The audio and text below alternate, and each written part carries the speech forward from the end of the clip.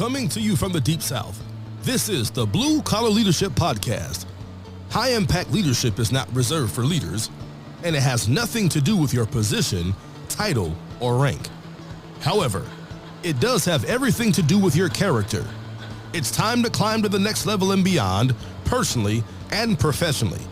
Now, let's start making it happen with your host, Mack Story. Thank you for stopping by the Blue Collar Leadership Podcast today. Today we're on part 29 of 30 in my book, Blue Collar Leadership and Supervision, Unleash Your Team's Potential. So as we wrap down this 30-part series, I hope you've gotten the book. I hope you've dove into the book. Hope you're getting results by applying what you've learned in the book.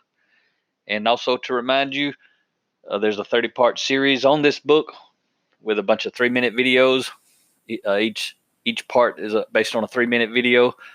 You can find those at youtube.com/c/MackStory, and that'll be my YouTube channel. And you can look under the playlist for Blue Collar Leadership and Supervision. So today, chapter 9 is titled Top Performers. The subtitle is The Challenge of Retaining Your Game Changers. And back in July, I released my latest book, Blue Collar Leadership and Culture, the 5 components for building high-performance teams. And that's exactly what that book is about, is creating the kind of culture where you can retain your top performers, the game changers. And when you retain those type people, they're going to help you. First of all, they're going to launch your business to the next level, your team, your organization's results, whatever you want to view it as, view success as.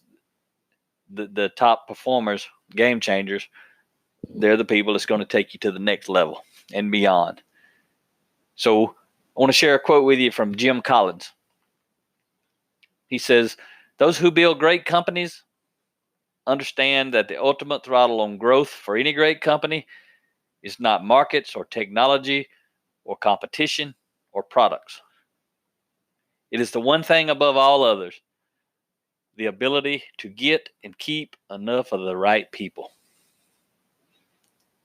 And that's what all leaders are doing. If you're a formal authority leader, you know the cost and the headache that comes with replacing team members, especially your top performers. So what you need to know is why most people leave the team, department, or organization. Why do they leave? There are many reasons why people leave, but the primary reason, based on basically endless research over the past decades, kind of remains at the top. The number one reason that people leave, the primary reason, is based on the relationship they have with their boss. It's not the only reason, but it's the primary reason. There's a lot of sub-reasons, but those reasons can be traced back to the boss. Maybe there's lack of communication. Maybe there's lack of development. Maybe there's insecurity with the boss, and so the boss doesn't give the team member credit for things that the team member does. And tons of other things you've learned about during this series. But the formal authority leader has a huge impact in attracting and retaining the top talent. People tend to stay or leave because of how their boss makes them feel, ultimately. Do they feel like they matter? Do they feel valued? That starts with the boss. I promise you right now, you can tell me, if I could get on the phone with you, you could tell me how your last boss made you feel. Not the boss you have now, but the last one. There's no doubt you know how the one you work for now or report to now makes you feel. If they make you feel bad, good chance you are working for them. If they make you feel good, odds are you're working with them. And there's a big difference between working for someone and working with someone. But how does your boss make you feel? How do you make your team members feel? And a lot of times, the team members, especially the top performers, a lot of times they provide feedback because they're secure as individuals. They provide the leader with feedback. Quite often, though, the leader doesn't do anything with the information the top performers are given. Top performers are usually pretty good leaders themselves, and then also of others. So they have a lot to contribute. So a lot of times when they're trying to help their leader lead at a higher level, and the leader doesn't accept it, doesn't want it, a lot of times that's the reason top performers leave. And there's something actually worse and more common than having a team member leave, whether they're a top performer or an average performer. And what's worse than having them leave is having them quit emotionally but stay physically. When they quit but stay, it's the leader's responsibility to remove them from the team as quickly as possible, because they're only going to contaminate the team and cause problems. Now, if the leader hasn't grown and developed this person or the team members in general, the leader's the problem. We talked about that previously when we talked about the weak link. A lot of times, team members quit but stay because the leader is not leading. They're being managed. So if a manager terminates those who quit but stay, they're not really solving the problem, because the problem is in the mirror.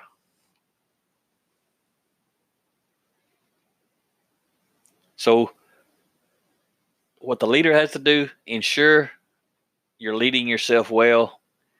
If you're doing that, if you're growing and developing your team members, and it's consistent throughout the organization, especially the team of people who report to you directly, you're doing your end of the deal, and they quit but stay, you got to step up as a leader and remove that toxic person from the team, because they're just holding back everyone else.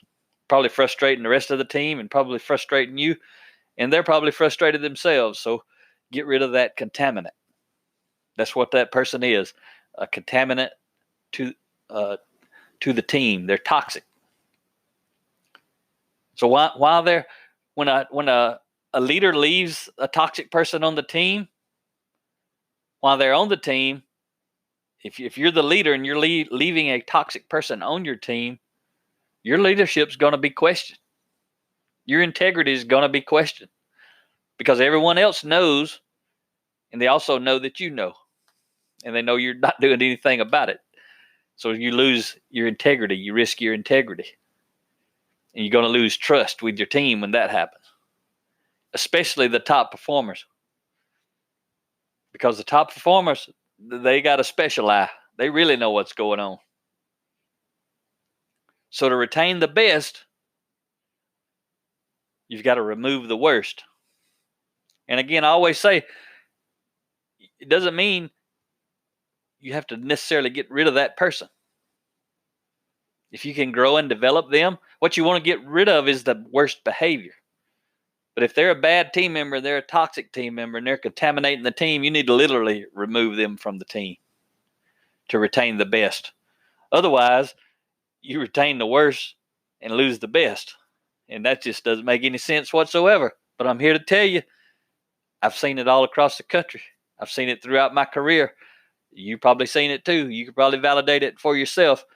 There's a lot of leaders out there who hang on to the worst and end up losing the best because of it. Don't be that leader.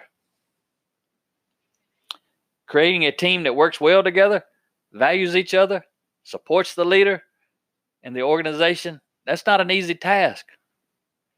But it's absolutely necessary to attract and retain top performers. And I mentioned at the start of this episode, my book, Blue Collar Leadership and Culture, is to help the top level leader understand. It's a roadmap to help them understand how to create a culture that's going to attract and retain top performers. That kind of culture does not happen by accident.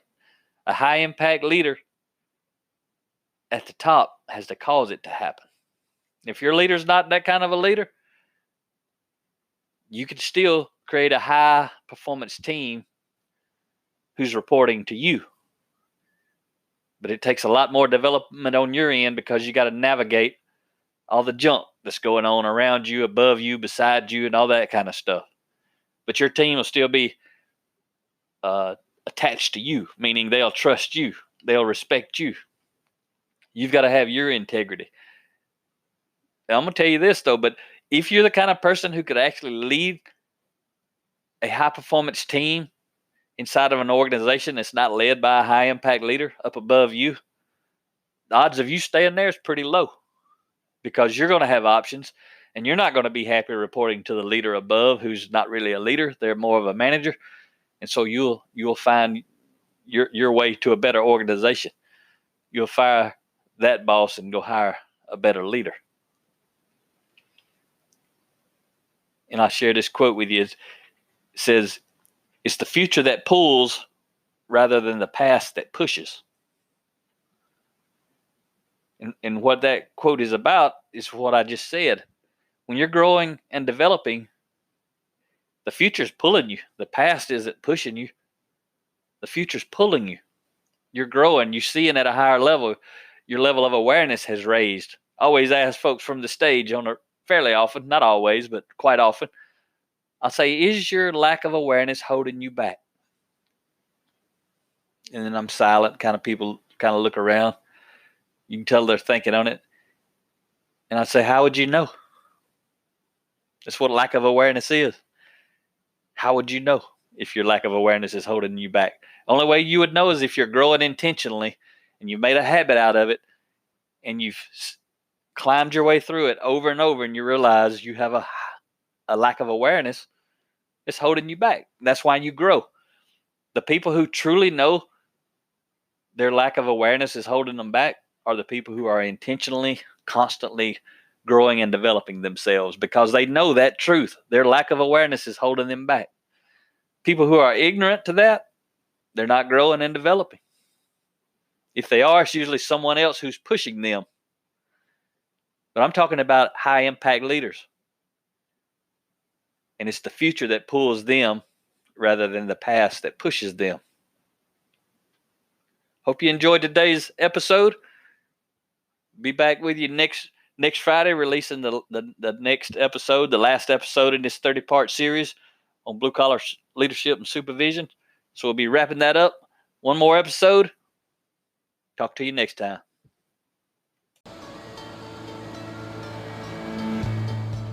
Make it happen or someone else will. It might as well be you.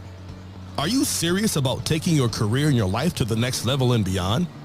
Check out Mack Story's Blue Collar Leadership Series books and others, now available on audio, along with paperback and ebooks at Amazon, iTunes, and Audible.